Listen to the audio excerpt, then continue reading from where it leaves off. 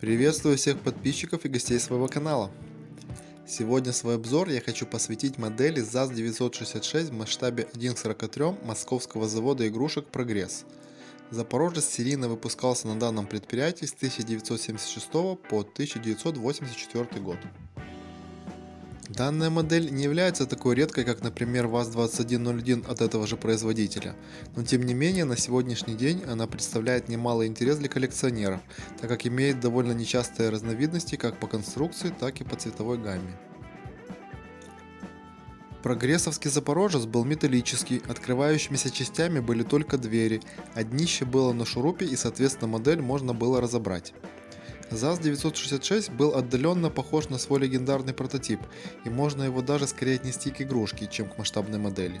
Однако, ввиду того, что металлические запорожцы в этом масштабе советского периода в принципе больше никем не выпускались, кроме редчайшего саратовского А-16, то всеми этими недочетами можно пренебречь.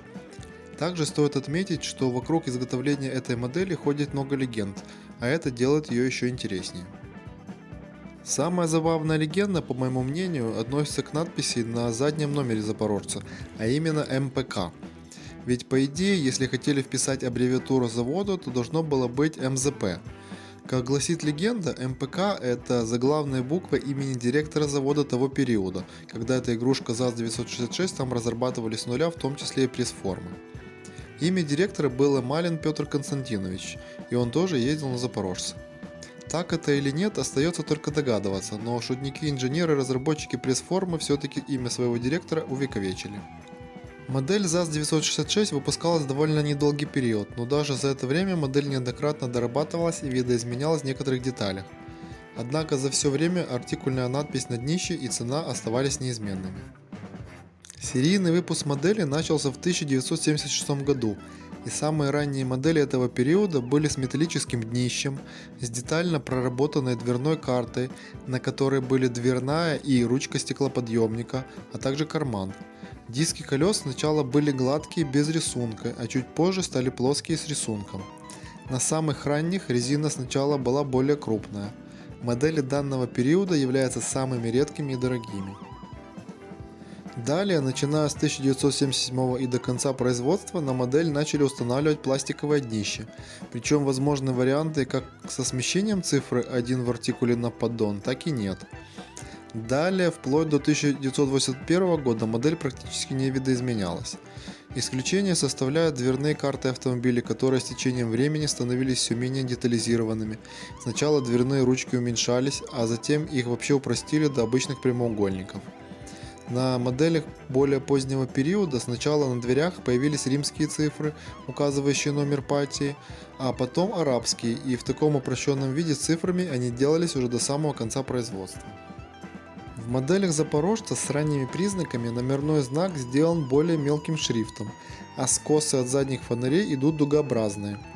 Также в промежуток с 1981 по 1982 год было некоторое изменение оформления задней части автомобиля, и эти дуги стали просто прямыми, а номерной знак с крупным шрифтом.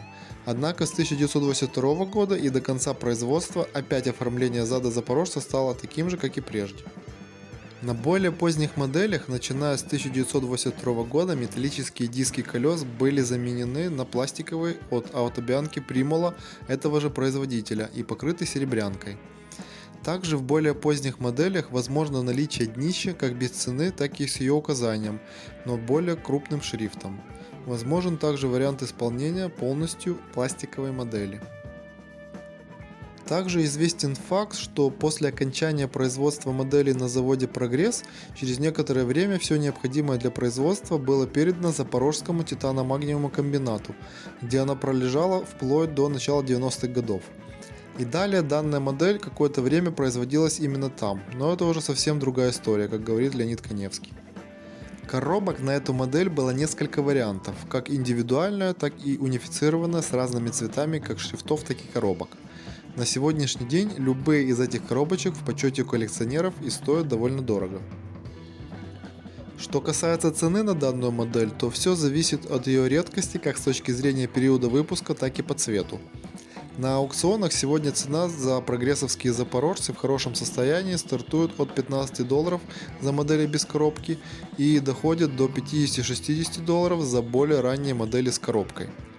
Цена на редкие экземпляры с металлическим дном доходит до $100-200 в зависимости от их состояния. Всем спасибо за просмотр и комментарии. Не забывайте подписываться на мой канал. Пока-пока.